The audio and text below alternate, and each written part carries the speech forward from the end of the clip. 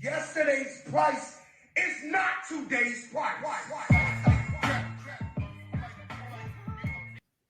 Welcome back. Another episode of Dynasty Market Watch. I'm one of your hosts, Todd Halverson. I am joined, as always, by Brian O'Leary and Matt Davis. As always, we like to try to get things started quick, but first, just want to do a quick reminder of some things we've got going on. Tomorrow, we will also be releasing an episode with Jacob Sanderson, reviewing a startup that you guys recently took part in. Then also on Friday, I'm going to be releasing a new series, probably 10-minute episodes looking at wide receiver tiers and trading within those tiers. We can talk a little bit more about that later. But first, let's go ahead and get into today. We have a big debate between Matt and I. We're going to be debating Kyle Pitts. We're also going to discuss some championship pieces. And of course, talking one of the hottest names in Dynasty right now, my Titans QB. Matt is going to give us the bull case on Will Levis. But first, Brian, I know you've been out actively offering for Will Levis in your psychotic number of leagues. Yeah, psychotic is one word that you could describe my amount of leagues. Another would be plentiful. I'm going to choose plentiful here, but yeah, I'm making a lot of Levis offers. I'm hoping you guys can kind of give me a weigh in on some of those. But Matt, I know you've made a couple of trades outright, so hit us with the case why you're buying Levis right now.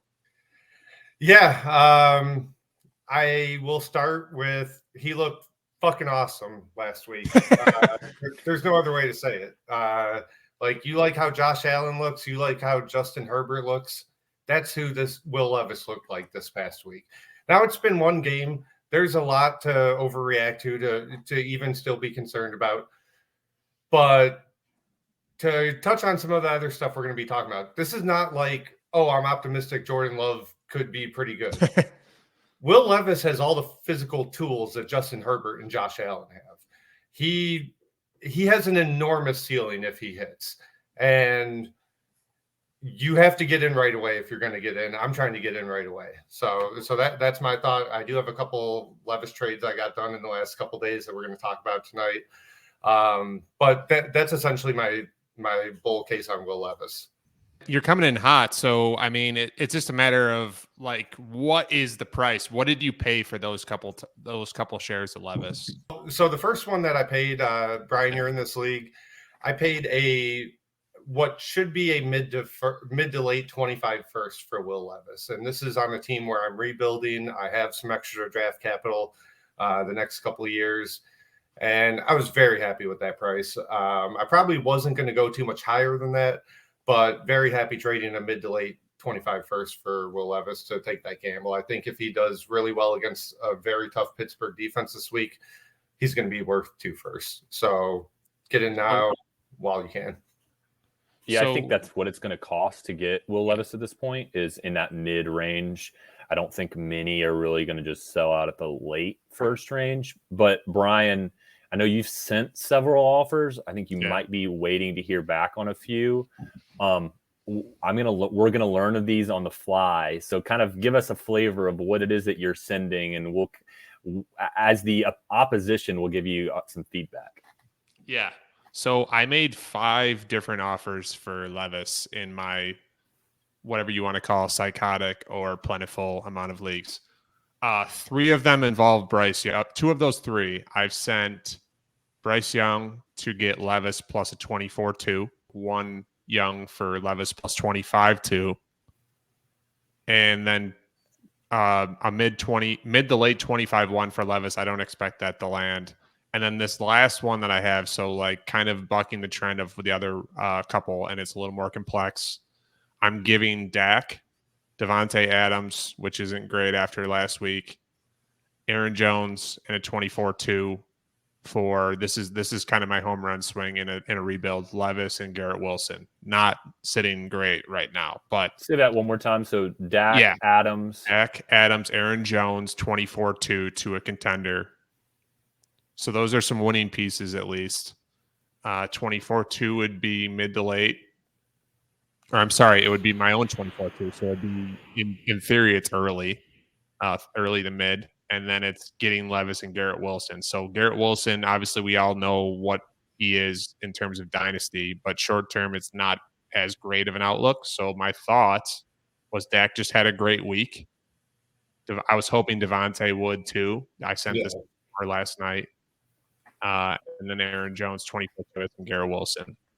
All right, I'm going to stop you right there. That's not going to get accepted. So let's talk about Dak versus Levis. That's an interesting one. I would take Dak, but I think there's people out there that would maybe take Levis over Dak at this point. Dak has had a couple of big games, Matt. So that's the thing. Yeah, way into it. Dak's playing really well right now. So I think that's a tough trade. I mean, I'm really high on Levis. It's funny. I mean, we've talked about Dak a couple times. Like, he's always kind of, at least the last couple of years, existed in his own tier a little bit, right outside the elites, right above all the other guys. It's tough to make. You have to be a true believer to have Levis even equal to Dak right now. Let alone above him. For me, I haven't made many offers for Levis. I made one. I ended up kind of pivoting to a different quarterback. But for me, the Levis is the type of situation where I don't have any shares. I traded a couple in the offseason. Basically, I just kind of take my medicine, say, okay, I screwed up not getting a few shares at the point when he was his cheapest. I don't want to compound it. Todd, I'm assuming you're like me. You did not like him that much as a prospect. No, not really. I mean, I was fine with him where he was going. I drafted him in a couple rookie drafts in like the early second. And I ended up moving a couple of them in the offseason at decent value, nothing special. But at this point, I really just don't want to compound it by overpaying for him now. And so I'm really not out actively trying to get him, but I do understand, Matt, your case that if he has a good game Thursday night against the Steelers, he is going to cost 2 first. That's just the way this all works. Yeah, and Keep Trade Cut, their Twitter account actually had a very good tweet actually just a week ago today, October 24th, where they talked about what's called a 2-week bump in KTC. And essentially the premise behind the 2-week bump is what I think we all see day to day and week to week in Dynasty anyway. People are skeptical of a 1-week breakout. 2 weeks and the price doubles almost every time. We saw it with Puka. We see it with other fast risers, and with a QB, it's going to be even more so. I mean, you saw how much my guy Jordan Love shot up after week 1 against the Bears, and then people that probably bought in after week 1 are probably regretting it a little bit right now. But like I said, man, Levis has physical tools and traits that Jordan Love does not. So do we want to touch on a trade that you guys don't like very much that I made for Will Levis earlier today? So the trade that I made was in a league that me and you are in, Brian. I am sort of a contender. Like, I think I'm like around like number 6 seed, 4-3 right now.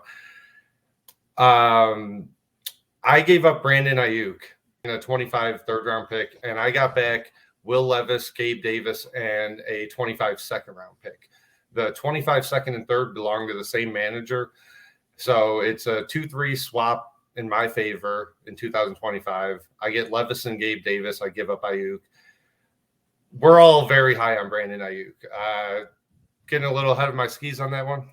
For my taste, yeah. I'm not one that typically is trying to guess which quarterback is going to hit, and so that's probably why. But that's also why I didn't get in on Herbert before he went to the top. That's why I didn't get on Josh Allen before he went to the top. So if you want to get in on these guys, you got to do it now, or you're going to be paying that 3 first plus price later. So if it hits, it's going to hit huge. It's like you're playing the lottery. And if it doesn't, it may not hurt that bad, because I think Will Levis is probably going to get to a point at some point here where he is an active starter in the, at worst in the QB 20 range, like a Sam Howell. And so I think that when a worst case scenario, you take a little bit of a hit, but it's a move that you might just hit a home run with. I'll say this, Matt, so I don't like the trade. Could it work out for you? Absolutely. Yeah. But I think personally, I would rather have sent someone like Zay Flowers or Jordan Addison. So I have Zay Flowers in this league. I offered Zay Flowers straight up for Will Levis. Our friend of the pod, Spence, said no to that. And then he asked about Ayuk straight up for Levis. I was like, come on, man. And then he wanted to know what Olave for Levis was going to run him. So he was aiming high when I inquired about Levis. And, the Ayuk Gabe Levis deal is what we settled on. I agree with you. So here's how I would phrase it. I think it's more likely than not I will lose that trade. Like Todd said, if I win that trade, I'm going to win by triple value. Like I'm going to win by 2+ firsts. If I lose that trade, I'm going to lose by a first. So I'll wrap us up here on kind of each of our stances with Will Levis. Matt is aggressively going after him. I'd say Brian is going after him, but might need to up the ante. I'm not going after him, but if he has a bad, I'm not going to call it bad. If he has a subpar performance Thursday, I'll probably start dabbling a little bit. So Brian, hit us with your bear for this week. Yeah, so this is again, I'm kind of talking more concept here again this week, and I'm looking at Aaron Rodgers. So I'm reaching out to Aaron Rodgers owners and what they are viewing him as. What's the outlook for him? Is he coming back this year? Are they expecting something from him? Would they rather have quick production? And then on the flip side, the spots where I have Aaron Rodgers, I'm kind of getting a feel for my league mates. Are they one of those people that are really buying into the hype that Aaron Rodgers is going to be Superman and come back after 6 to 8 weeks on an Achilles and yada yada yada? So I think what my final tally here is that it's you want to feel out your managers in your leagues for Aaron Rodgers' value. If he's something like a mid to late 2 sort of thing, or that value of player, like if I would send like some of those lower level starters that we're talking about, plus a little package for Rodgers, knowing that he might not come back this year if I have that depth. I'm not going to try to play Twitter doctor here, but I don't think he's returning at any point in the fantasy season, or probably not even within the fantasy playoffs. So I don't think anybody's trading for him for this year. I get trading for him for next year. Brian, I know you kind of the way you play a lot of your contender teams is you have a guy like a Kirk Cousins, RIP, Geno, these quarterbacks that are a little bit older, maybe like a Stafford, that are really cheap.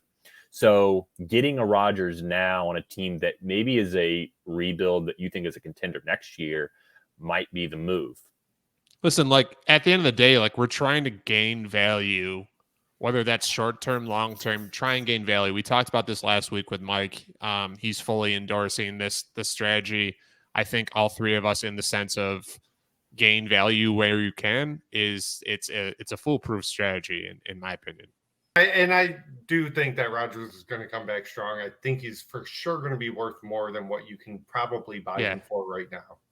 And while we're talking about foolproof strategy, why don't we transition to what Todd's bull bear is for the week? Todd, what do you have for us? My bear case this week, I am out on Kyle Pitts. It's official. I'm out. I had so much Kyle Pitts, even over the summer. I mean, over the last 3 years, I've had a lot of Kyle Pitts, and I'm basically done. I just don't think that the Travis Kelce ceiling that I once thought was there is ever going to happen. I still think he's a great player. I still have him Dynasty ranked probably a lot higher than most people, but for my teams, I'm done. And I'm trying to sell him before it gets worse. At some point, I think it's going to be fine, but I've got a bunch of kind of stats that I can, justify my position on. I think the biggest one for me is the fact that he just did not break any tackles. His counting stats struggle because of the offense that he's in. It doesn't hold a lot of weight, citing his yards per route run or anything of that stuff because of his quarterback and his coach. But him not breaking any tackles, not having any yak, his contested catch numbers are just brutal. I just think that his efficiency that we would be looking for out of the next Travis Kelce or getting into that cheat code level of player is just not in the realm for him. I do think he'll eventually be like a top 3 or 4 tight end, a perennial value player for you. just not the cheat code that we wanted. And I think there's still people that maybe think he can be the cheat code. Matt might be one of them. So Matt, kind of push back on me here. Why am I, wrong? Yeah, I don't think he can be a cheat code. I know for sure he can be a cheat code. This guy is awesome at football. So, I mean, I can go to some numbers too, but I'm not really a numbers guy. I swore while watching him last year, while people were tilting on him, people were even crazier on tilt last year than they are this year about Pitts because of some of his bad games. And I remember watching a couple different Falcons games last year, and I've had the exact same impression this year that I just decided I'm never going to tilt week to week on Kyle Pitts. None of this shit is his fault that he's like not producing right now. He had an awesome rookie year. He was a historically great prospect. Had an awesome rookie year. His target share numbers are still awesome.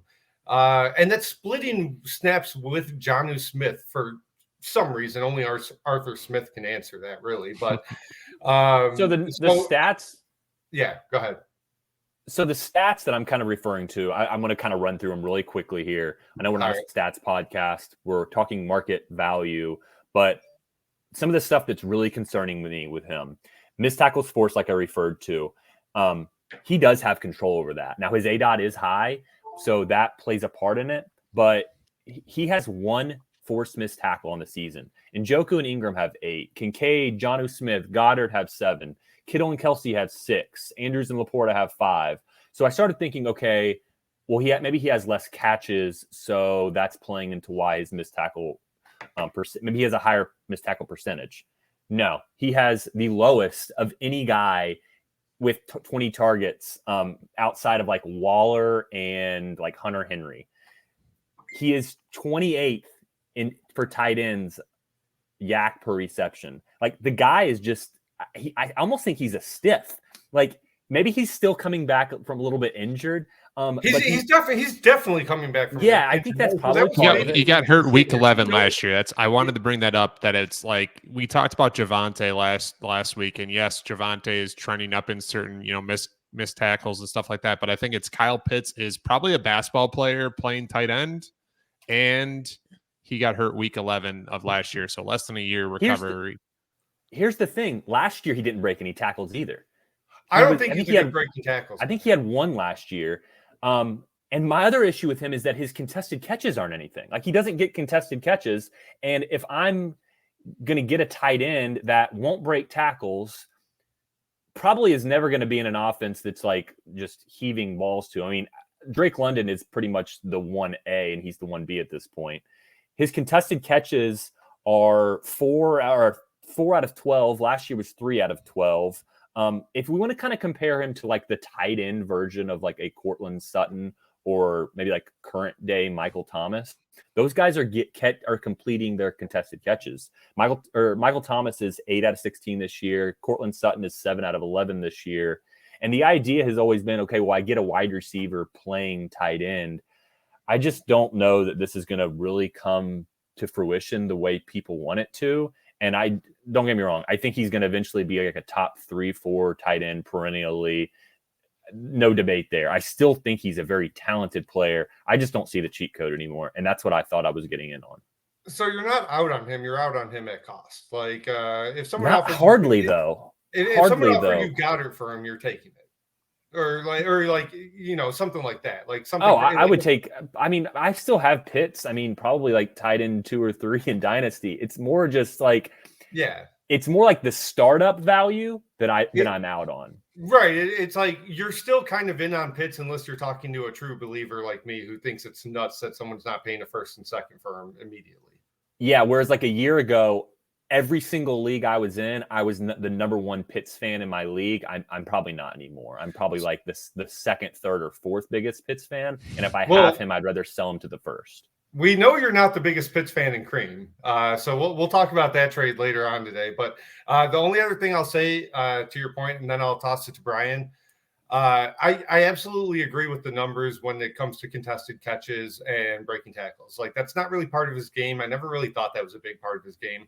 I have absolutely no concerns about Kyle Pitts' yak ability. I think anybody that does is crazy. So yak is partially a QB stat, and all of his and a little bit most, ADOT.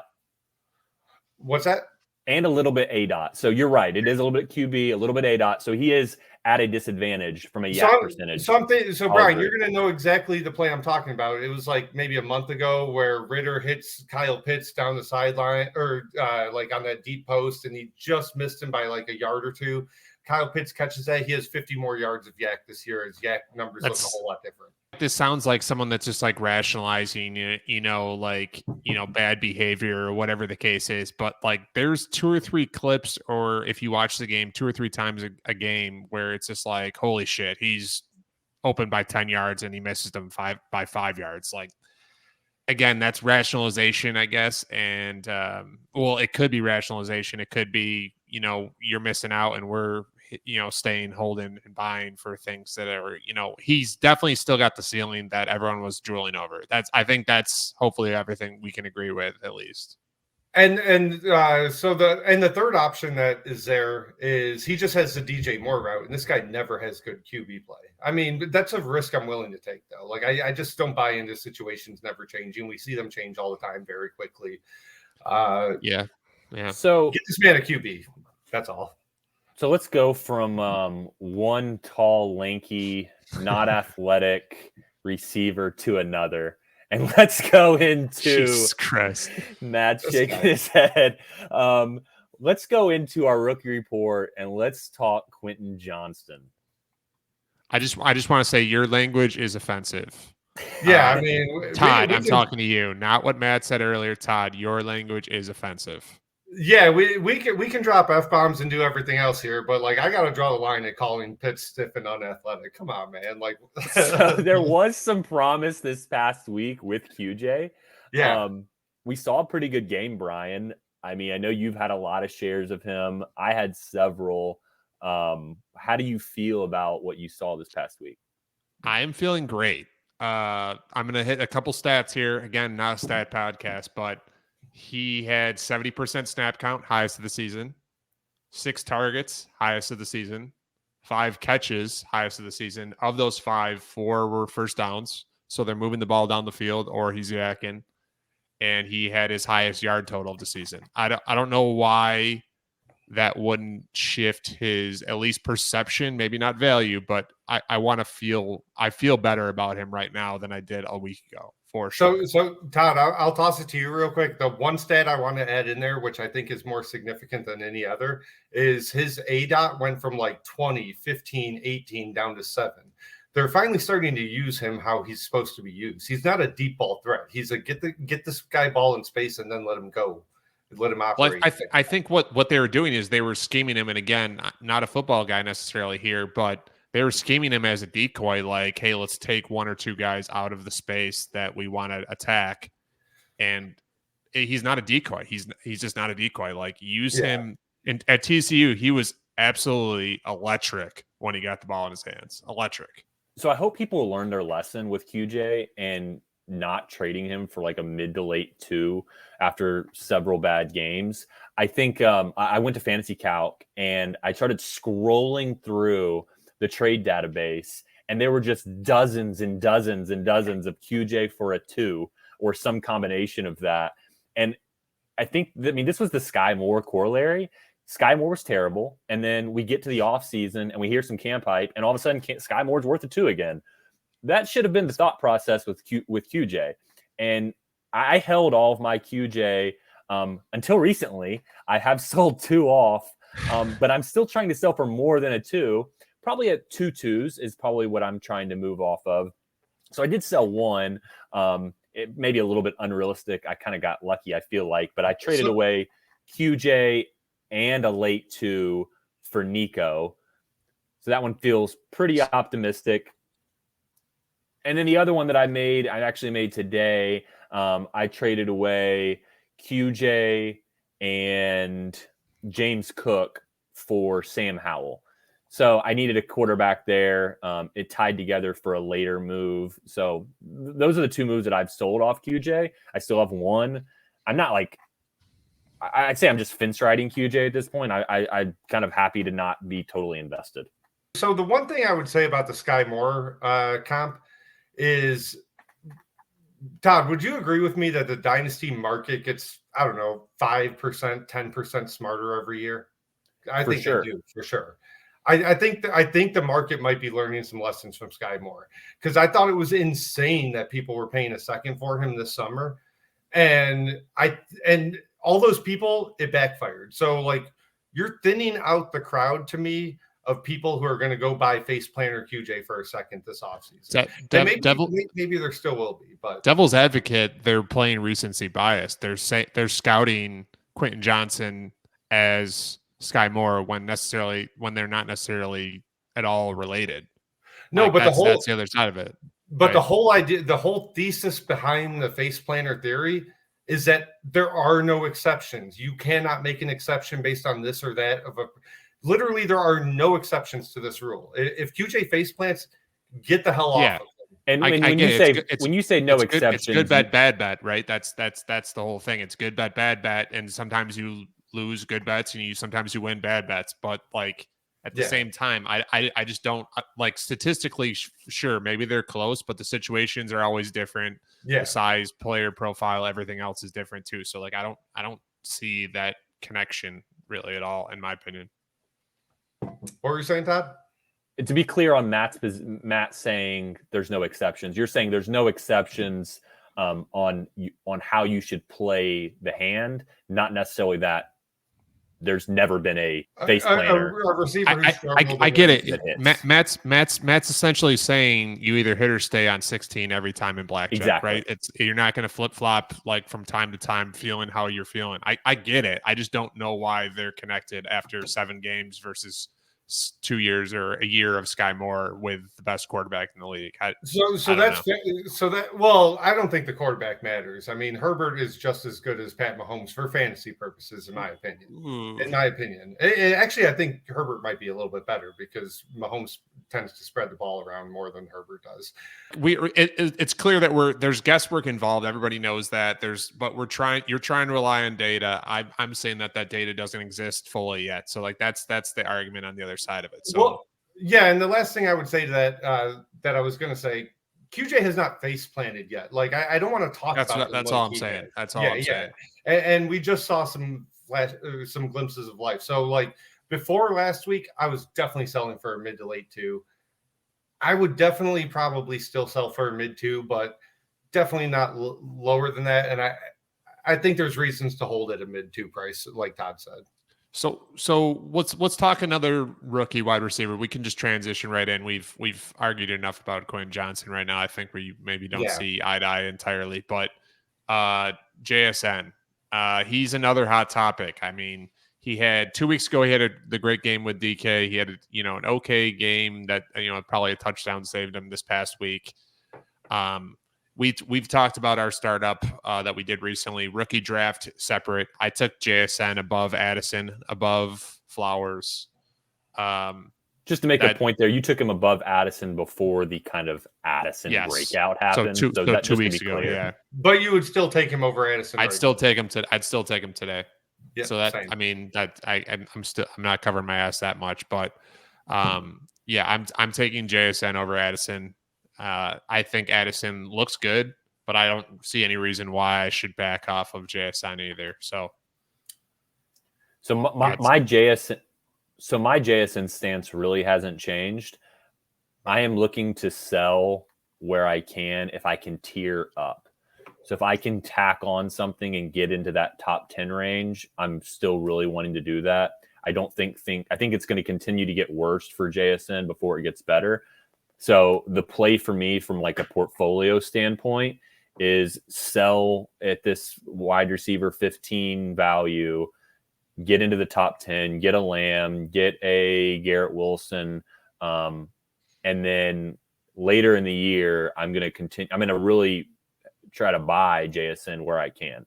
So am I trying to time the market? I guess, if that's what you want to call it. But Matt, That's I definitely just what can't. that's definitely what it's called. Yeah, but at the same time, if I trade JSN and I have to give up something on top, and I end up with, if the worst thing that happens to me, I end up with Garrett Wilson, CeeDee Lamb, Chris Olave, I'm not that Tough mad. life. Yeah, tough life. I'm not overly upset. So, So Todd, I agree with you that so my stance on JSN hasn't changed either.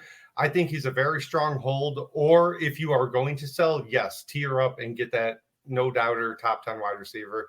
Completely agree with you there. If someone's only offering you draft capital for JSN, what are you looking for? it would. I really don't want to trade him for draft capital. Yeah. Right. You're only looking to sell in one direction. You're drafting a prospect that up. hopefully is like JSN. So like it's like exactly. that And let me be clear. In the offseason, my Twitter handle was trade up for JSN. So I am all in on the JSN talent. This is the pure dynasty game theory for me. This has nothing to do with me being out on the talent. I am taking a risk that I can trade him away and then try to get him later. And if I lose the bet, I lose the bet. But I'm trying to make a play. This is Brian, you know what that means, right? So we got a trade T Higgins away take coming from Todd in the future. I cannot wait for it. But yeah, no, I completely agree. I think we're all pretty much same boat with JSN. Sounds like you guys definitely have Addison over Flowers right now, like clear cut, both of you. They're in the same tier for me. I have no preference one way or the other. I think Zay Flowers is doing some nice things. I think Addison's fine. I think they're in the same tier. I mostly agree. Yeah, I would say like same tier, but it's not like 1A, it's 1A. And I would always like view Flowers as like I'd skip B and get right into C. So it's like, cause I'm concerned about his ADOT stuff and his long-term potential. Addison has more of that pop that I'm kind of looking for. Yeah, I think that's totally fair. So that kind of leads us into our next group of wide receivers that we want to talk about. Josh Downs, Rashee Rice, Tank Dell. We've been kind of putting those three wide receivers in a very similar group this entire year. I was telling you guys earlier today that like I really wanted to try and come out hot and say like Josh Downs is maybe getting over Zay Flowers. For me, I can't do that. I mean, one thing about our pod is we'll try and give out some hot takes, some entertaining takes, but like we're always going to say what we believe. I do not believe that Josh Downs is a better dynasty asset than Zay Flowers right now. I do think he's really approaching that tier. I think he's closer to that tier than Rashee Rice and Tank Dell. That's about the hottest take I can give on Josh Downs. So I made a trade for Josh Downs this past week. Oh, I traded away DK and probably a non-playoff second. So let's call it 204-ish. So DK and a 204 for Josh Downs and what I would call a playoff 25-1. So DK, a second for Downs and a 25-1.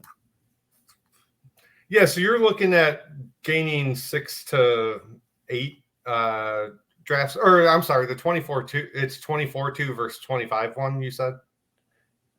Yeah, I traded away DK a 24-2 for Downs and a playoff 25-1. Yeah, early to mid 24-2, mid to late 25-1. I really like that deal. What do you think, Brian?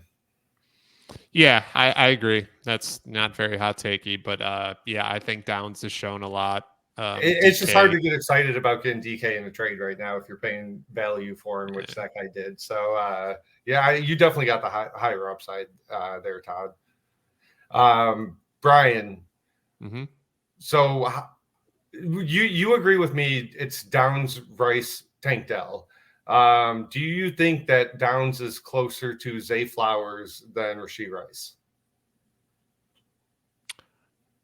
Yes, but like I said, I think Addison isn't necessarily where I would think I think Downs is a similar type of player to Flowers with maybe a little more upside potential. That's why I think I kind of like him more than Flowers in certain senses. So sounds I'll like you're closer to putting him. I'll shoulder that burden. I'm pretty close to having Downs where Flowers is. I was gonna say it sounds like you might be closer to having Downs over Flowers than me, but like we're kind of right there. We like one pop game from Downs, like 8 catches, 100 yards, and Zay is quiet again, and we're changing our stance next week, maybe. Yeah. I think I just think Edison's like a different tier for me. So so you guys are both really high on Downs. Yeah. Would you pay, like, let's say you're on a tank team. Let's just assume that your possible points aren't a huge deal for you right now, and taking on someone like Downs wouldn't be a huge problem. Would you, and maybe you've accrued a few seconds, would you trade away 2 early 2s to acquire Downs? Yes. So Brian 2 early ones, no. Let's call them let's just say it's like the 203, 204. It's right there. That's at the very high price point that I want to pay. But yeah, 203 and 204, I think I'm probably trading. If it's like 201 and 203, then no. So it's that close for me. But I'm definitely trying to get that deal done a different way. Inherently, I think he's worth a 23 class, close to late 1 right now. 24 class is worse. You'd be taking 2 receivers that are, you're not sure where their situations are. Give me Josh Downs. I'm happy with that. I'm probably not doing a 203 and a 204, but if I have 2 seconds, I'm a tank team, and I like to accrue seconds on tank teams. I would be okay moving like the 20, something like that. I think will be the 203 or the 204, and maybe like a mid-second, like a 206, 207. That'd be like the sweet spot for me. I think it makes sense. Obviously, my ideal situation would not be, trading the 2 best picks possible, but like, yeah, I think you could also probably get something tacked on if you're offered 202, 203, or 204, 2 of those picks. I think you could probably get something tacked on to Downs as well. And I'd rather like the somewhat known commodity in the situation versus just pay a little tax. We're not sure. Yeah. All right. So quickly, Rashee Rice and Tank Dell, they would be similar type of picks that I'd be willing to move for them.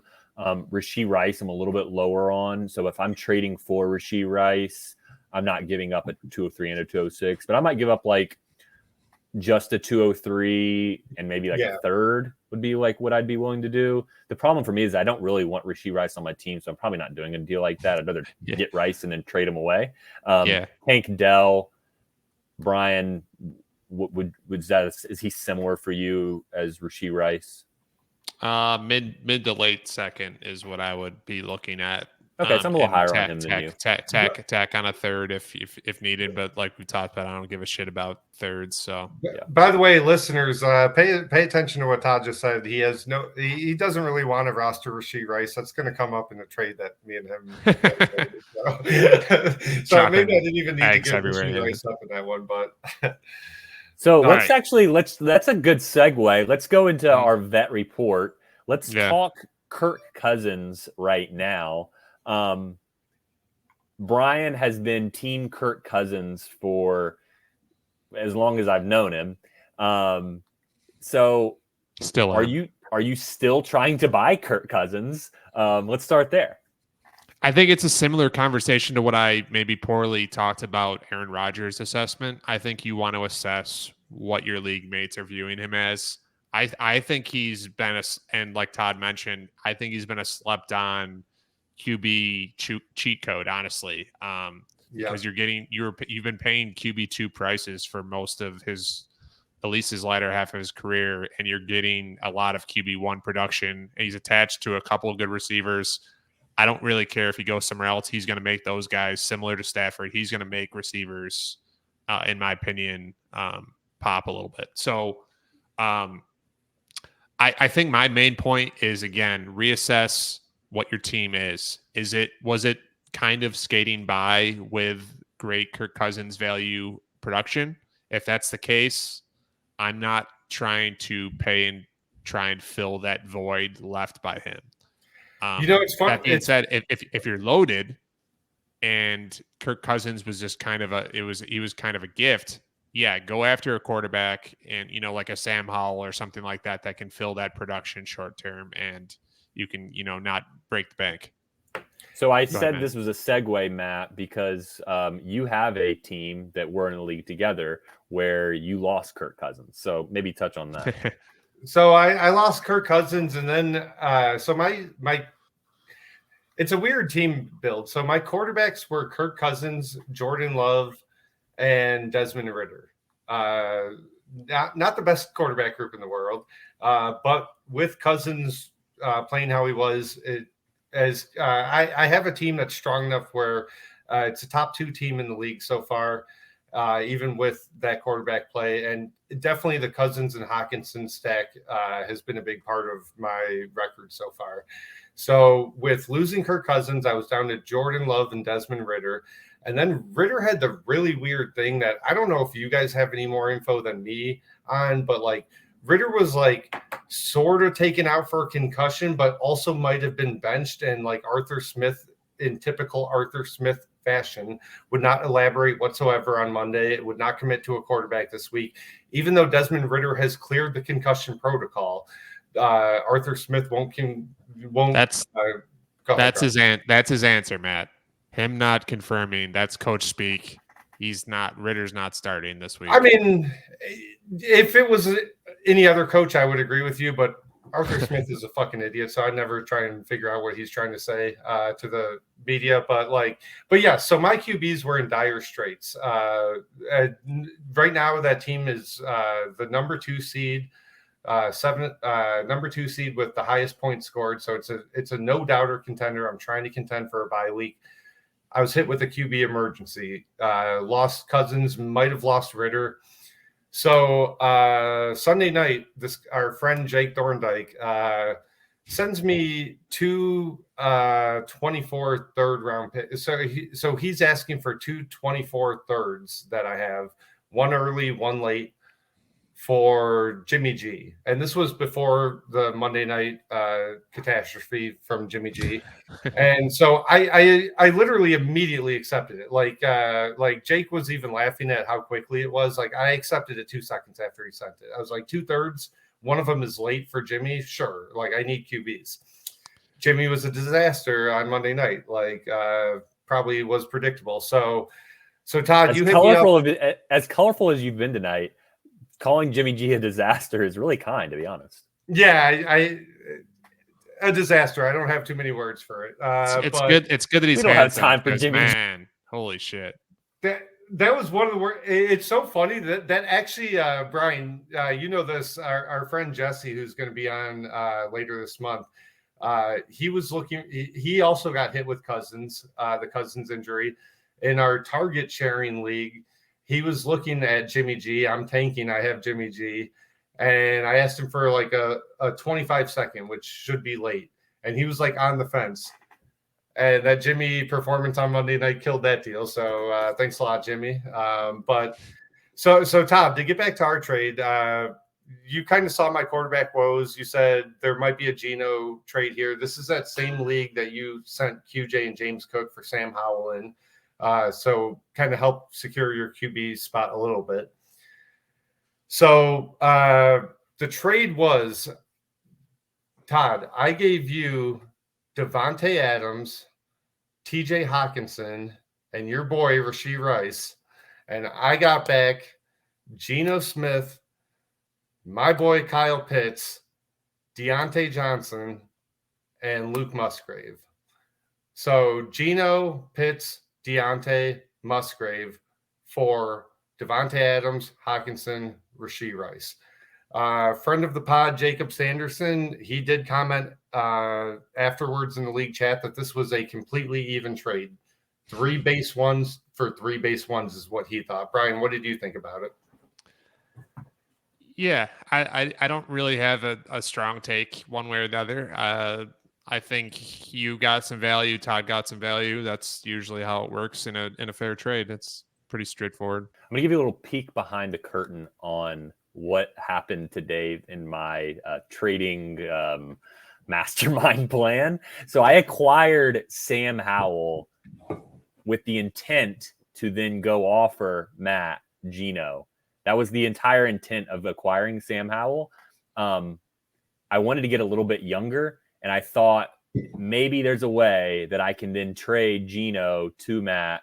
And then it all kind of came together with the Kyle Pitts Hawkinson portion. So we were talking about how I was trying to trade Kyle Pitts. Matt was trying to buy Kyle Pitts. So it seemed like a match made in heaven for us to then combine Geno and Pitts together within the deal. So that was kind of how the trade came about. I'm in all my leagues. I'm going and looking for the Kirk Cousins manager, and I'm trying to figure out, does this guy need help? And if so, I'm trying to do anything I can to figure out how that I can at least work my way into that discussion with him. So Todd, the last thing I wanted to add into that was you asking Brian a few minutes ago how much he loves Cousins. Like, hey, Brian, you trying to go buy Cousins right now? That thought never really occurred to me, and I definitely am going to send some Kirk Cousins offers out this week for sure. Like a mid to late second. Yeah, I'll send that for Kirk Cousins right now on almost any team. Yes, and it also occurred to me why I didn't ask for Kirk Cousins as a part of the return in that trade. I wasn't going to go ahead. Oh, you wouldn't have moved him. No, well, you guys know this, but I have a side bet in next season with our friend Jake, where I need to make the playoffs, the fantasy playoffs in that league next year, and I do think Cousins will be back by midseason next year. Okay, so yeah, I am going to go out and see if I can get some Kirk Cousins for late twos. I think that's a viable strategy. Let's kind of shift a little bit into some vets that we can kind of shove our chips in. If we think about a couple of players, if we kind of rattle off some like Travis Kelce, Alvin Kamara, we've talked about Devontae Adams, Cooper Kupp, some of these just like really big needle movers. Some of them aren't playing real well right now, Brian. I know. Yeah. So the first one I want to touch on is playing well right now. And this is name brand. Everyone talks about him all the time. He's dating a famous person. Travis Kelce in a 0.5 tight end premium. He is 1,000%, and I cannot stress this enough. He is a league winner. He is averaging this year. He's averaging 5.5 points more than TJ Hawkinson, your boy who you just traded for, as tight end 2. And that's, 5 points. That could be the difference between the title or not. But here's where it gets really crazy. Tight end 6 in point per game, George Kittle. He's 9.5 points more than George Kittle as a mid-level tight end 1, like a pretty strong tight end. And then we're looking at tight end 12, who is Dalton Schultz for point per game. He's averaging 12.7 points per game more than him. That is 1,000% the number one reason why you should, in my opinion, if you're a true contending team, give 2 1s for a Kelce and win your league. By the way, I was looking up arguments for how I'm going to tell Todd he's wrong about selling Pitts. And so I went to the points per game this earlier today, looking for my argument. And I was like, oh, Schultz is a tight end 1 right now, and he's outscoring Kyle Pitts. Let's find a different argument. But yeah, no, point taken on Kelce there. I think he's an awesome buy right now. I mean, are there many opportunities to really go and buy Kyle Pitts? I mean, not Kyle Pitts. Are there really many opportunities to go out and buy Travis Kelce right now? I just don't have many teams where, if I don't have him, which I do have several, but if I don't have him, most of the time, the team that has him is a juggernaut. I think there's a lot of teams right now, and I think we've all seen this in our leagues to some degree, maybe not with Travis Kelce specifically, but teams are assessing what their team season is going like. Like, okay, I thought I had a bunch of good players, but this guy's hurt. Kirk Cousins. Yeah, I lost Cousins and Jefferson, that's a great point. etc. Yeah. So, like, I think can you help jumpstart them? This is a perfect time where I can say, hey, you're 4th or 5th in max points for. You just lost your QB1 that was going off. Let me reset you here. I could struggle, but give me Travis Kelce. I'll give you 2 1s that you can either, if they don't want to draft, they can parlay that into something else, a couple of young receivers or whatever the case is. You turn maybe that into whatever you want. Maybe you have like a Dallas Goedert and you're like, okay, I want to trade up, and they're going to make the playoffs probably already, but they're really flailing. Maybe you could offer them a Goddard and a first to acquire Kelsey. As long as he like doesn't that. listen, as long as he doesn't listen to this podcast and realize the point per game difference, 100%. I agree with you there. No, but yeah, I like where Todd's going there. You can kind of talk him into like, dude, Goddard's like 5 years younger. Like he could match Kelsey any given week. Obviously, not over the season. You're going to make the playoffs anyway. Maybe Goddard goes off. Tack on, get you an extra one. Yeah, I mean, use some salesmanship skills there. I mean, I feel like it's close enough. But Brian. So I think that's a good point, though. Kelsey has been mostly off limits the first month of the season. Whoever had him for a very specific reason. And like you said, Brian, bye weeks, injuries, etc. Kyle Pitts teams that are getting no production at tight end. Those go get Kelsey. I like that. Brian, what's outside of Kelsey? What's some other trades that you've gotten done this week? Brian, here in the notes you have that Kamara discount Austin Eckler ? And I thought that was really interesting. A really interesting thought because I mean it wouldn't really hit my brain because like Kamara's like mid-teens or maybe like RB 13, 14 right now on most ranks with Eckler in like the high single digits. But I thought that was a really interesting comment that you put there in the notes. Yeah. Todd, so Brian, I did want to, Todd, I essentially had the exact same reaction. I saw Brian's show sheet that he sent out to us this morning and like comparing Kamara and Eckler and saying, what's the difference? And it took me by surprise because my mind wasn't going there anyway. But I think it's a great point. Brian, go ahead. Yeah, so I can't take full credit for it, but I mean, our startup draft kind of got my wheels spinning. But then Mike, last week when we were talking to him, Matt, he kind of brought up like, why is Alvin Kamara going 4 or 5 rounds later than Austin Eckler in a startup? They're the same age. Similar. Yeah, I was going to say similar age. Production is there, both past and current. But Eckler is 16.1 points per game this year. Alvin Kamara nearly 22.8 points per game in PPR. So he is 100% in every league that you're in. He is cheaper than Austin Eckler. That is, I think probably rest of season. I think probably rest of season they're going to be similar points per game. I'm not going to bet one or the over the other, probably, but that's kind of the point. They could be literally the same. You don't I have a little bit more faith in Eckler maybe getting one extra season. Maybe he goes 3 more or 2 more after this year, and maybe Kamara just has maybe 1 more, something along those lines. But I mean, I'm not paying that much of a difference for that extra year that I don't even know if it'll actually come to fruition.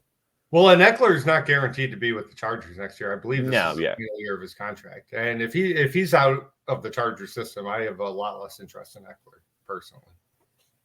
Speaking of running backs, Brian has really invested heavily in Tony Pollard. Not only has he invested heavily in Tony Pollard, he's instilled in me to invest heavily in Tony Pollard. So what do you have to say for yourself? Yeah, the Sarah McLachlan song, "In the Arms of an Angel," that like it's usually like dying puppies and stuff like that. Yeah, you're trying to give it to charity there. I'm trying to set the scene for how I feel about Tony Pollard as an RB1. That song has been playing over my head over and over again. It's funeral time for RB1 season for Tony. I'm devastated. It's sad. I hope he regains some value, but I don't think you can even sell him for a 1 right now. No, you can't. It's brutal. And so that is exactly why this funeral that we're having right now for Tony Pollard. So, when you first start playing Dynasty football and you start Googling like Dynasty buy lows, and there's like 30 articles that'll pop up and they're all like buy low on Chris Olave and Justin Jefferson and Bijan Robinson. Nobody that you could actually buy low on. Tony Pollard should be in that buy low article right now because he's been absolute shit. Yeah. And it doesn't seem like it's going to get better. It seems like it might get worse. But that's why I think he's a buy low, and I think that he could be a missing puzzle piece. Maybe you can't buy Kamara. Maybe you can't buy a CMC. It's tough to get those really high-end running backs. He could be that missing piece that you can get for a lot cheaper than some of those high-end guys. I'm not trading a first for him, but a guy like Mostert, he is maybe coming to the end of his road as the marquee guy. Can you send Mostert and tack on like a second and throw some other junk in there? What about Isaiah Pacheco? Would you trade Isaiah Pacheco for Pollard? Isaiah Pacheco straight up for Pollard. I'm hesitating to say yes to that because in back to school, I have Isaiah Pacheco and you have Tony Pollard. And I'm afraid that you're going to hit send as soon as I say yes. I am really high on Isaiah Pacheco. I don't know. That's a tough one. I think it's probably about right. You stumped me there. Todd, don't take that trade. No, I think Think I'm about a it though, little like bit higher just the fact that it's being thought about, that is telling you all you need to know right now. Yeah, I think I think my issue is that I'm higher than market on Isaiah Pacheco, and so that is probably clouding my judgment a little bit. We've talked about Rashee Rice. Can you take Rashee Rice and maybe float it out for a 1-for-1, but maybe tack something on there? We've talked QJ. Can you add on something to QJ and get him? That's what I'm really trying to do for a Tony Pollard. And I think I've already traded for a bunch in the offseason, but I might just maybe tack on one more post-funeral here. I don't have a ton to add to the Pollard thing, except, I mean, Brian, you know that ever since I've played in leagues with you, I've been sending you Pollard offers, and you're like, come on, man, that's my guy. You know I've been as high on him as you. I've watched a lot of Dallas this year. I don't love Mike McCarthy's play calling, but that can't be the only reason, though. It's just befuddling to me. Tony Pollard does not look like the same guy we've seen the last 3 years. So I did look up his miles per hour that he had on the run. It was a couple weeks ago. He caught like a little pass around the middle of the field, and he ran up the seam.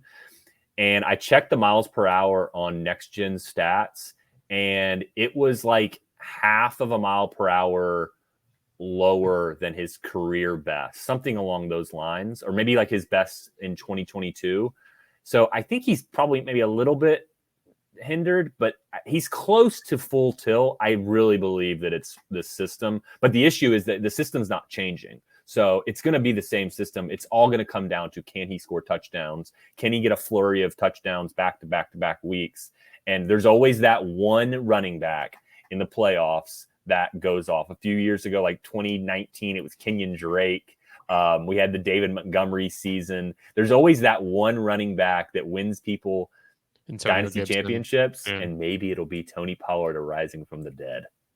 Man, I don't know, man. Is Pollard a buy low right now? Like, you're almost talking. He is. He's a buy low. I'm telling you. We already said it. We already said it, Matt. You can't take it back.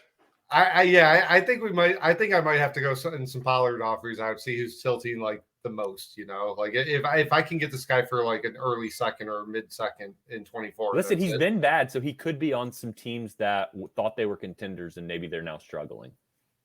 Man, I have a few Dameon Pierce shares that nobody wants. Maybe I like disguise the shit like Mike said last week and throw some Dameon Pierce and like a 2 and 3 in there and see. Yeah, you tried to do that to me today, and I did try. I gave you the Dikembe Mutombo. Yeah, you immediately were like, you even lowered your initial offer. I did. I said, as long as I don't have to take on Dameon Pierce, I will give you more. Yep. No, that's fair.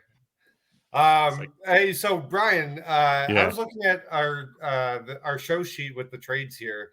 Mm-hmm. You really got a mid to late 24-1 for Kamara. You sold off Kamara, and you got mid to 24-1. So you got a first for Kamara in 2023. 2024. It is. That was a joke about like the date in the year. Like it's October 2023. Oh, you yes, still got a first round pick for Kamara. Like that's. I am not a smart person. Yes, no, Matt, your point is there. Yes, in the year 2023, I have traded an Alvin Kamara share in the last week for a 2024 rookie one I think it's a middling team. I said late because I think what we just talked about with Kamara, I think he's a great add to that team. Yeah. Short term. But I mean, I was an old contender for the last 3 years. I'm pivoting to a more of a tank, younger situation. Yeah. So in the past week, I made that trade that you referenced. I traded Derrick Henry for a 25-2, and I traded Tony Pollard, timing the market before this past game, for late 1 and 2 in 2024. Oh man, that's awesome. But yeah, no, that just stuck out at me as like I didn't think there were people paying a 1 for Kamara, even with his really nice recent spurt. So The hype's there. that's something for the listeners. If you're selling Kamara, go aim for that first. Don't settle for like 2 2s before trying to get a 1. So hey, hype is there. before we get into our trades of the week, let's really quickly. We were going to touch on some of like the top 5 to 7 wide receivers. I'm going to put you guys both on the spot here to give your top 2 or 3 tiers. We'll just kind of rank them out. Yeah. I will quickly do mine while y'all are generating some thoughts here. But mine, I mean, we're not breaking ground here. They're pretty, we're pretty close to market. But just to kind of give some flavor of where we're standing right now, mine are obviously Jefferson Chase, and then tier 2 is with ARSB and AJ Brown. AJ Brown in that wide receiver 3 spot. And then I kind of have like a little mini tier behind them with CeeDee Lamb.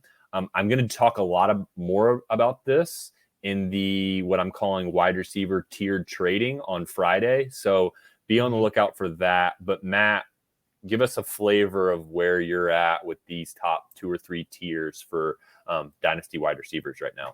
So we're all on board. JJ and Chase tier 1 by themselves. Tier 2, AJB and Amon. Two guys. Yep. Yep. And then it gets interesting. I think we all have Puka in that tier 3. I have Lamb in that tier 3, but I'm not a Lamb guy. I have Olave right there. I would rather have Olave than Lamb, which definitely got to be a hot take right now after all the recent Olave shenanigans in New Orleans. Puka, Olave, Wilson, very similar tier to me. So like I'm going to skip the top 4. So we established top 2 tier, next 2 tier. I'm going to go CeeDee Lamb, Puka, Garrett Wilson, Tyreek Hill, Brandon Ayuk are a full tier for me for various different reasons. And then the tier below that is where I have Olave. So that would be wide receiver 10, Waddle, and Diggs. So again, for various reasons. So that's like my 4 tiers. Top 2, a group of 5, Lamb, Puka, Wilson, Tyreek, Ayuk, and then final tier, Olave, Waddle, Diggs. So I did mistakenly leave out Tyreek. He's in like a separate like contender god tier of like maybe he's like tier 2, but like a weird tier 2. So yeah, I mean Tyreek's in there as well. So like you were saying, Todd, Tyreek is above this recent tier 3 that we're talking about. He's up there with AJB and Amon, but only strictly on like you're a loaded contender. Like I'm going to go pay up to get this guy. He's averaging 3 or 4 more points a game than anybody else. Right. That's what I mean. Like, so he's up there in tier 2 for you guys. Like it very situation. He's in the 3rd tier for me. 3rd tier. Yeah, he's probably closer to the third tier, but by himself for me, because I would rather have AJ Brown and ARSB than Tyreek, just to be frank. Yeah, on any team, no matter. Yeah, on any team, really. Yeah, I'm just trying to look at 1-to-1 if you're making a trade. I wouldn't trade Tyreek for certain people unless I was like an ultra contender or something. But yeah. That's where I'm at too. I have Tyreek in like that like tier 3, 7 to 8 range. I'll say this. I'm not trading Chris Olave for Tyreek no matter what my build is. There's no chance I'm doing that. So I definitely have Chris Olave and Garrett Wilson at the top of my tier 3. I would have them above Puka, man. Like, I don't know. I don't know what to really do with Puka. He belongs in the tier 3. He belongs in the top 10. It's tough for me to put him over Garrett Wilson and Olave, who I'm certain are awesome. But the tier 3 discussion he's given us every reason to believe he is. We're projecting other guys like To me, like Puka has done about as much as anybody could have done in a situation. We talked about it last week. It's Garrett Wilson, there's a certain degree of projection. Chris Olave, there's a certain degree of projection. Brandon Ayuk, there's a certain degree of projection. Puka has produced like Chase and Jefferson. Honestly, it's shorter. It's a smaller sample size, but there's no reason based on what people are talking about that it's going to go down. So, Matt, we've been talking Puka here. You have one trade with Puka. We've already talked a couple trades that Brian's made. I had my QJ trades. My DK and Downs trade. So you've got the Puka trade here. Maybe we hit that Puka trade before we close things out. Yeah. So friend of the pod, Dynasty Zoltan, who was on last week, me and him made a trade in the same league that I got Puka in a week or two ago. So I traded Mike, Puka, and Tyjae Spears. And Mike is a rebuilder in that league. I am a strong contender, 16-0 right now. And I got back Drake London and Nico Collins. So Puka and Tyjae Spears for London and Nico Collins. What do you guys think about that one? Well, we know this is the Nico Collins podcast. You've got 4 guys in this trade that we all I'm really excited about. All four. Spears. I love Tyjae Spears. I love Nico. I mean, London, Puka. So Puka and Spears for London and Nico. I think Spears is probably trending at some point in the near future. It's being worth about the same as Nico, but he's not there yet. So there's that aspect. I think London's probably trending back to getting close to what he was valued preseason. And so that's a pretty big part for me. And I'm still really high on Nico.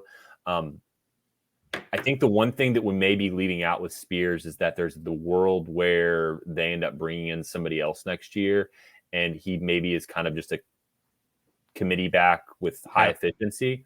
So, yeah, Brian, I mean, I like your side here, Matt. I think London by the end of the year could be back worth, back to that wide receiver 10 value. I was going to say, Todd, I'm glad you brought it up. It's literally exactly what I was thinking. Tyjae Spears tips the scales one way or the other. If he's nothing, you crushed him. If he's something, you probably lost. I don't think there's much in between. It's going to be one way or the other. See, I don't agree with that take at all. I think there's so much range of outcomes between all 4 players that I'll grant that I love Puka and I do think his range of outcomes has narrowed quite a bit with the start of the season that he's had. I think we know he's bare minimum really good, but again, Puka's the only sure thing. He's the only sure thing. He is not the only sure thing, man. Drake London is a fucking star. And this goes back to why I wanted to buy Kyle Pitts and why I'm still buying Kyle Pitts everywhere. I'm just not scared of an elite pass catcher who has questionable situation, whether it's his coach, his QB, all of the above, etc. Drake London's rookie year was as impressive as any rookie. No, London's a stud. London's a stud. I'm a London guy. I'm just saying he's not a sure thing. Like Puka's rookie year is better than Drake London's. That's period. So what's the floor for Drake London right now? A perennial wide receiver 2, I think, is probably what you're looking at. Yeah, his floor is going to be like that mid to late wide receiver 2, and honestly, that feels kind of ridiculous to me. The only rookies off the top of my head, and again, I'm not a numbers data guy, but off the top of my head, the only rookie wide receivers we've seen in the last 10 years do better than Drake London by target share, by yards per run, stuff like that. JJ Chase, Odell Beckham. Maybe there's Puka now, actually. There's not that many. You can count them on one hand. The amount of there was a lot of data guys that were telling you Chris Olave and Drake London had more impressive rookie years than Garrett Wilson based on per route volume, not total volume, but per route numbers. Garrett Wilson was based on projection, what he could be. Puka has proven you're counting players on one hand. Puka is in that hand. Puka's proven it for half a season, to be fair. But I agree with you kind of, but Man, a lot of ball game left in that rookie year for Puka. Like if he's just like decent for the rest of the year, that definitely lowers what his comp level after this. Like if he's just a decent wide receiver to the rest of the way. Like if he goes from that 20 points a game to like 13 to 14. I think that there's I'm going to be the referee here. That's good. So that's good as a floor for Drake London, but it's not good for Puka as a floor. I'm going to be the referee here. I'm going to step in and say, swinging. So Brian, your kind of point was that you think that scales are tipped with Tyjae Spears. Matt, it sounds like your thought is that there is a world, and I'm going to agree with you here. There is a world that Puka takes a step back rest of year. London continues his upward trajectory, and maybe we sit here in a month, 6 weeks, and London Puka, there's really not much of a gap there. I think there's definitely a scenario where 2 months from now, Drake London and Puka are worth the same amount. So my scenario shifts one variable. You're shifting 3 there. Like that's like if we're talking about probability here, like you're saying, okay, if this, and this go great, and he's trying to hit a parlay. You're just trying to hit us. That's all. Yeah. That's all right. Let's take us. Let's take 18 us same game here. parlay. Hold on. Let's break that down. So I just need Puka to, again, come back to earth a little bit, whether that's situational with cutback, etc. So I'm basically Puka come back a little bit, and London keep doing well, which he's done like the last couple of weeks. But here's the other thing. This goes back to my point. And maybe I'm giving the market too much credit. I definitely think the market gets smarter every year. And I think that the market kind of already is factoring in situations with both of these guys. They know Drake London is in situational hell. I think they know that Puka is in a pretty decent situation with an awesome pocket QB, getting like consolidated targets. So like, I think they take all that into account, right? So I don't think London needs to be as good as Puka the rest of the year. I think he needs to be close. So shifting back to my original Tyjae tips to scales, I'm guessing, I don't know if Mike was thinking this, but the running back class in the 2024 rookie class does not look great. So my thought is, by the way. We can keep arguing for the rest of the hour. Let's do another episode on running backs. But Tyjae Spears, in theory, I'm guessing he's thinking that he's probably not going to have someone that comes in and usurps his potential value in the offseason. And that worst case, he can sell him for more than what he paid for. That's it. That's all. I'm done. All right. So I'm gonna end this out here with a hot take that Puka and Spears for London and Nico, really hot take here, is probably a fair trade. So I don't really care either 100%. Side. I think it's a fair trade. So I think it's fair. You're not going to get one over on Mike usually. So I'm going to take us to our closing out. This week I'm selling Kyle Pitts. I think we already hit that one pretty good. Don't do it, Matt. What are you doing this week? So this week I'm selling a guy that we actually maybe we can do a couple minutes real quick because we didn't really touch on him right now or during this podcast, but I'm selling Jahmyr Gibbs. This is kind of on brand for me, but I think Jahmyr Gibbs is absolutely as good as everyone thinks he is. His Monday night performance against the Raiders was among the best running back performances I've seen this year. I think he's ultra talented. David Montgomery's not going anywhere. He's not going anywhere when he comes back. He's not going anywhere next year. David Montgomery is going to walk right back into 15 to 20 carries a game. And it's going to be frustrating as hell to Gibbs owners. If I can move Gibbs straight up right now for Chris Olave or Garrett Wilson or Puka maybe, actually Puka I might be asking for a plus just to see if the owner is a little down on Puka. But yeah, I'm aiming for that top 10 dynasty wide receiver market. Yep, I'm on that. Matt, I agree with your sell take, but it's not because of David Montgomery. That's what I'll leave it at. So, we got 30 more seconds, Brian. What's your sell Gibbs take on? I'm fine with selling him. That's fine. He just had a great game and a notable game. So I totally get that part. Are you aiming higher than what I just said? I'm not. No, I'm not. No. Okay. I think what you're saying is totally right. I just don't think the reason I don't care about David Montgomery. Like, if you're as high as I do. I'm and with you're you, Matt. saying what he is, but I will that's, never that's get just where Brian. we differ. I will Yeah, never yeah. get Brian to care about David Montgomery, no matter how long we do this podcast. So. No. I'm in agreement. I'll add one more name to that I'd look to buy using Gibbs, and that'd be Achane. But Brian, hit us with yours. And you've already actually made this we trade. already kind of touched it, and it's selling or buying Kamara if you can get or sell. If you're a contender, pay a 1 for him. If you're not a contender, a true contender, sell him for 1.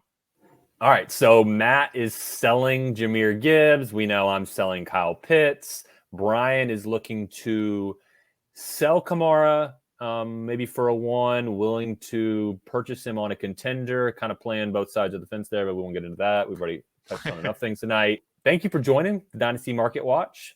Keep giving us feedback in the DMs. It's been really helpful.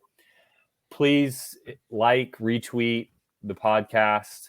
Give us a follow on the Twitter handle, and give us a review on Spotify. For Brian, for Matt, I'm Todd. Thanks for joining.